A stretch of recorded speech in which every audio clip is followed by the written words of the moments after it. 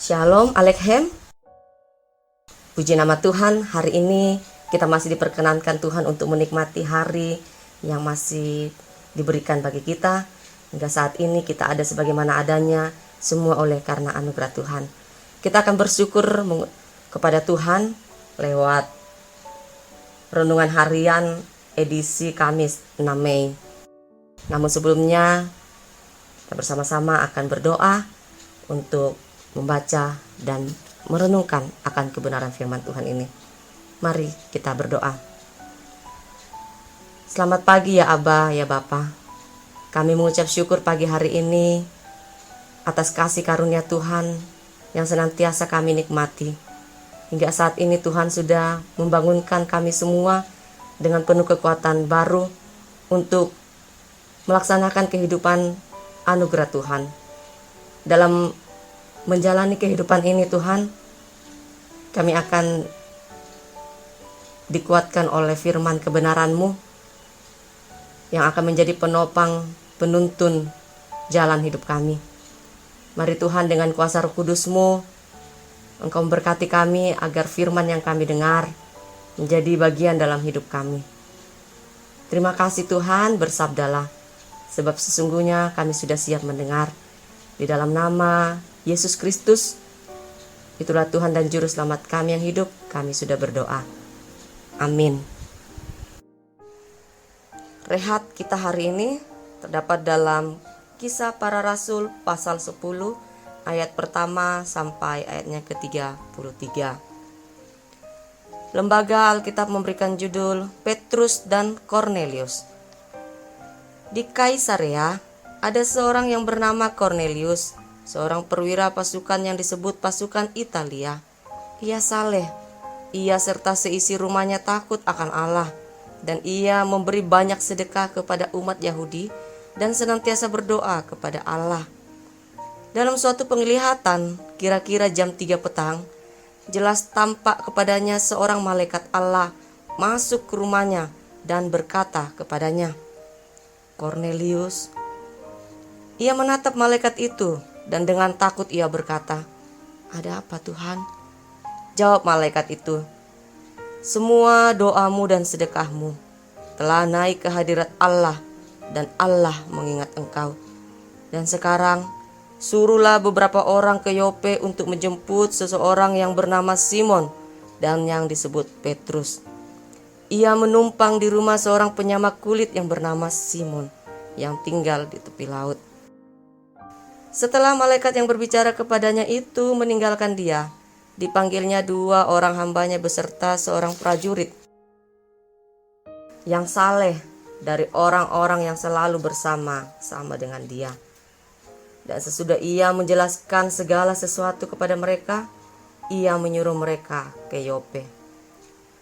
Keesokan harinya ketika ketiga orang itu berada dalam perjalanan dan sudah dekat kota Yope, kira-kira pukul 12 tengah hari, naiklah Petrus ke atas rumah untuk berdoa. Ia merasa lapar dan ingin makan, tetapi sementara makanan disediakan, tiba-tiba rohnya diliputi kuasa ilahi. Tampak olehnya langit terbuka dan turunlah suatu benda berbentuk kain lebar yang bergantung pada keempat sudutnya yang diturunkan ke tanah. Di dalamnya terdapat berbagai jenis binatang berkaki 4, binatang menjalar dan burung. Kedengaranlah olehnya suatu suara yang berkata, "Bangunlah hai Petrus, sembelilah dan makanlah." Tetapi Petrus menjawab, "Tidak Tuhan, tidak, sebab aku belum pernah makan sesuatu yang haram dan yang tidak tahir." Kedengaranlah pula untuk kedua kalinya suara yang berkata kepadanya, "Apa yang dinyatakan halal oleh Allah, tidak boleh engkau mengatakan haram." Hal itu terjadi sampai 3 kali, dan segera sesudah itu terangkatlah benda itu ke langit. Petrus bertanya-tanya di dalam hatinya, apa kiranya arti penglihatan yang telah dilihatnya itu? Sementara itu telah sampai di muka pintu orang-orang yang disuruh oleh Kornelius dan yang berusaha mengetahui di mana rumah Petrus. Mereka memanggil seseorang dan bertanya, apakah Simon yang disebut Petrus ada menumpang di rumah ini? Dan ketika Petrus sedang berpikir tentang penglihatan itu, berkatalah Roh, ada 3 orang mencari engkau. Bangunlah, turunlah ke bawah, dan berangkatlah bersama-sama dengan mereka. Jangan bimbang, sebab aku menyuruh mereka kemari. Lalu turunlah Petrus ke bawah dan berkata kepada orang-orang itu, Akulah yang kamu cari. Apakah maksud kedatangan kamu? Jawab mereka, Kornelius, seorang perwira yang tulus hati dan takut akan Allah dan yang terkenal baik di antara seluruh bangsa Yahudi, telah menerima penyataan Allah dengan perantaraan seorang malaikat kudus, supaya ia mengundang engkau ke rumahnya dan mendengarkan apa yang kau katakan. Ia mempersilahkan mereka untuk bermalam di situ. Keesokan harinya ia bangun dan berangkat bersama-sama dengan mereka, dan beberapa saudara dari Yope menyertai dia. Dan pada hari berikutnya sampailah mereka di Kaisarea. Kornelius sedang menantikan mereka, dan ia telah memanggil sanak saudaranya dan sahabat-sahabatnya berkumpul. Ketika Petrus naik, datanglah Kornelius menyambutnya, dan sambil tersungkur di depan kakinya, ia menyembah Petrus. Tetapi Petrus menegakkan dia, katanya, Bangunlah, aku hanya manusia saja.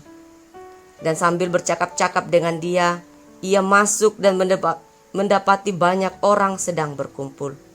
Ia berkata kepada mereka, Kamu tahu betapa kerasnya larangan bagi seorang Yahudi untuk bergaul dengan orang-orang yang bukan Yahudi atau masuk ke rumah mereka. Tetapi Allah telah menunjukkan kepadaku bahwa aku tidak boleh menyebut orang najis atau tidak tahir. Itulah sebabnya aku tidak berkeberatan ketika aku dipanggil, lalu datang kemari. Sekarang aku ingin tahu apa sebabnya kamu memanggil aku. Jawab Kornelius, 4 hari yang lalu kira-kira pada hari yang sama seperti sekarang, yaitu jam 3 petang, aku sedang berdoa di rumah. Tiba-tiba ada seorang berdiri di depanku, pakaiannya berkilau-kilau, dan ia berkata, Kornelius, doamu telah didengarkan Allah, dan sedekahmu telah diingatkan di hadapannya. Suruhlah orang ke Yope untuk menjemput Simon yang disebut Petrus. Ia sedang menumpang di rumah Simon, seorang penyamak kulit yang tinggal di tepi laut. Karena itu segera kusuruh orang kepadamu, dan dengan senang hati engkau telah datang. Sekarang kami semua sudah hadir di sini di hadapan Allah untuk mendengarkan apa yang ditugaskan Allah kepadamu. Amin. Firman Tuhan.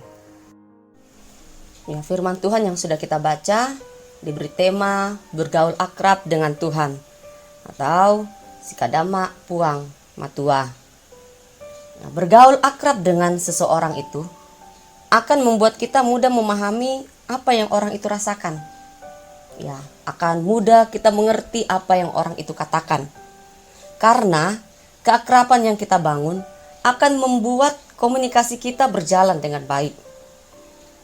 Ya, dalam bacaan kita melihat ada 2 hamba Tuhan, yaitu Petrus dan Kornelius, memperlihatkan adanya hubungan yang akrab dengan Tuhan. Hal itu terlihat jelas dari kehidupan Kornelius, seorang perwira atau letnan. Dia tentara atau pasukan Italia Romawi, bangsa penjajah bagi masyarakat Yahudi saat itu. Nah, sungguh luar biasa iman Kornelius ini.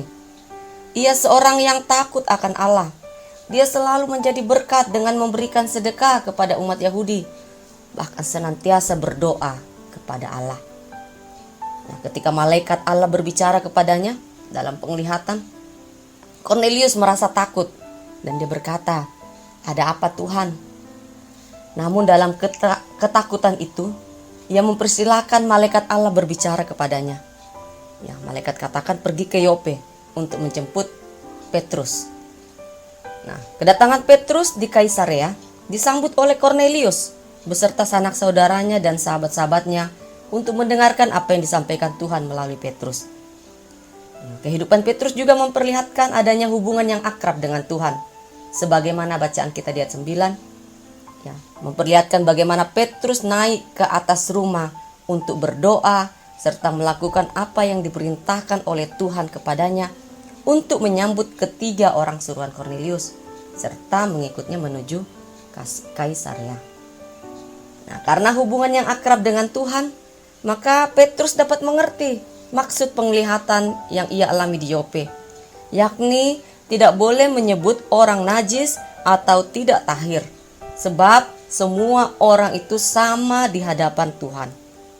Nah, jemaat kekasih Tuhan, untuk dapat mengerti apa yang Tuhan inginkan dalam hidup kita, maka yang perlu kita lakukan adalah kita berupaya membangun kehidupan yang akrab dengan Tuhan lebih dari apapun. Oleh karena itu, mari kita selalu ambil waktu untuk terus berdoa kepada Tuhan. Beri waktu untuk terus membaca firman-Nya setiap hari, sambil kita melakukan kehendak-Nya dalam kehidupan keseharian kita. Roh Kudus menolong, menyertai kita. Amin. Ya, jemaat kekasih Tuhan, mari kita akhiri persekutuan rehat kita hari ini dengan kita berdoa. Mari kita berdoa.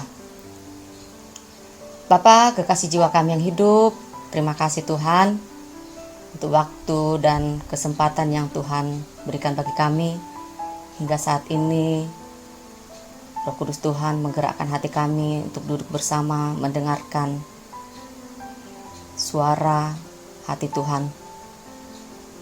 Terima kasih Tuhan, firman-Mu atau isi hati-Mu Engkau singkapkan bagi kami, agar kami selalu bergaul karib dengan Engkau. Biar Tuhan, hubungan kami dengan Engkau semakin akrab melalui doa, melalui persekutuan dan keseharian hidup kami. Terima kasih Tuhan, firman-Mu. Materikan firman-Mu ini agar kami selalu menjadi anak-anak terang, anak-anak yang membawa garam yang dapat dirasakan oleh semua orang. Karena semakin kami sering mendengarkan suara Tuhan, sering mendekatkan diri kepada Tuhan, maka kami akan selalu melihat perkara-perkara yang ajaib yang Tuhan singkapkan lewat rahasia-rahasia Tuhan dalam firman-Nya. Ini Tuhan, bersama dengan jemaat Tuhan hari ini kami berdoa untuk anak-anak Tuhan yang dalam kelemahan tubuh. Saat ini Tuhan, kami berdoa untuk neneknya Rian yang sedang terbaring lemah oleh karena beberapa hari yang lalu mengalami kecelakaan patah tulang. Dan Engkau melihat kondisi orang tua kekasih kami ini Tuhan. Kami yakini dan percaya bahwa bagi Tuhan tidak ada yang mustahil. Segala perkara Tuhan dapat memulihkan, menyembuhkan orang tua kekasih kami ini. Biarlah dengan pertolongan para medis, bahkan setiap usaha yang dilakukan keluarga, semua itu membawa kesembuhan bagi orang tua kami. Tuhan menolong juga, menyertai keluarga yang selalu menjaga, selalu memberikan kekuatan kesehatan kepadanya. Bahkan mungkin ada jemaat Tuhan yang lain yang dalam kelemahan tubuh. Saat ini mari Tuhan berkati, pulihkan, sembuhkan. Karena kami yakini dengan kuasa, dengan bilur-bilur-Mu, kami akan sembuh dan melihat mujizat Tuhan nyata bagi kami. Kami mau berdoa buat jemaat Tuhan yang bersuka cita oleh karena penambahan usia, baik ulang tahun pernikahan maupun ulang tahun kelahiran. Mari Tuhan sempurnakan sukacita anak-anak-Mu ini, sehingga semakin bertambahnya usia, semakin bertambah hikmat juga, semakin takut akan Tuhan, bahkan semakin menjadi berkat bagi sesama. Kami mau berdoa Tuhan untuk anak-anak-Mu yang menuntut ilmu, baik anak-anak kami yang saat ini ada di Kota Bontang maupun yang ada di luar Kota Bontang, memperjuangkan pendidikan mereka. Berkati Sehingga apa yang anak-anak kami lakukan dalam pelajaran mereka, dalam keseharian mereka, Tuhan ikut campur tangan di dalamnya sehingga mereka boleh belajar dengan baik. Apa yang mereka cita-citakan, mereka boleh raih. Kami pun berdoa Tuhan untuk kehidupan jemaat Tuhan sebagai seorang ayah atau sebagai seorang bapak dalam pekerjaan setiap hari, baik yang ada bersama dengan kami di Kota Bontang maupun yang di luar Kota Bontang, mengusahakan untuk mencukupi kebutuhan kehidupan mereka yang Tuhan masih perkenankan. Tuhan berkati seorang bapak atau ayah yang bekerja, bahkan tempat mereka bekerja, di mana mereka melaksanakan tugas tanggung jawabnya. Tuhan memberikan hikmat bagi mereka sehingga apa yang mereka kerjakan Tuhan buat berhasil. Bahkan perusahaan atau tempat di mana anak-anakmu ini bekerja, Tuhan berkati sehingga mereka, perusahaan di mana dia bekerja menjadi berkat bagi anak-anakmu, dan anak-anakmu juga akan selalu menjadi berkat bagi semua orang. Bahkan jemaat Tuhan sebagai peran seorang ibu, sebagai mama, berkati, bahkan sebagai tiang doa dalam rumah tangga, berikan selalu kekuatan kesehatan, aktivitas, pekerjaan, keseharian, usaha yang dikerjakan Tuhan buat berhasil. Berikan kami semua kekuatan kesehatan Tuhan, sehingga dalam menjalani kehidupan ini kami selalu bersyukur atas berkat-berkat-Mu. Kami berdoa juga Tuhan untuk jemaat Tuhan, keluarga Bapak Yakob Kondo, keluarga Ibu Maria Enceng, keluarga Estepanus Gamu, keluarga Ari Jaya Pataru, yang hari ini akan menerima lawatan Tuhan dalam persekutuan bersama di ibadah keluarga. Tuhan persiapkan anak-anakmu ini, bahkan kami juga, untuk memberi waktu mendekatkan diri kepada Tuhan, beribadah bersama. Saat ini kami masih beribadah virtual. Tuhan, kami percaya pandemi ini akan berlalu. Kami akan melewatinya, tetap mengandalkan Tuhan, dan pada waktunya nanti kami bisa bertemu tatap muka untuk hadir di rumah jemaat Tuhan, di keluarga Tuhan, untuk duduk bersama menaikkan pujian syukur. Ya Bapa di sorga, kami pun berdoa untuk program-program di jemaat Tuhan, baik tingkat OIG maupun jemaat. Tuhan tolong berkati, campur tangan di dalamnya sehingga apa yang diprogramkan itu dapat terlaksana dengan baik. Kami saling bekerja sama, sehati sepikir dalam mengangkat tugas pelayanan ini. Ya Tuhan, terima kasih. Penyertaan-Mu, kasih sayang-Mu, Engkau nyatakan sepanjang hidup ini, sepanjang hari ini Tuhan. Kami percaya Engkau yang akan menjadi tiang awan dan tiang api bagi kami dalam menjalani keseharian hidup ini. Ini doa kami Tuhan, ini syukur kami. Kami datang bawa hanya dalam satu nama, yaitu Tuhan Yesus, Juru Selamat kami yang hidup. Amin. Demikian renungan harian kita saat ini. Tuhan memberkati kita. Shalom Aleichem.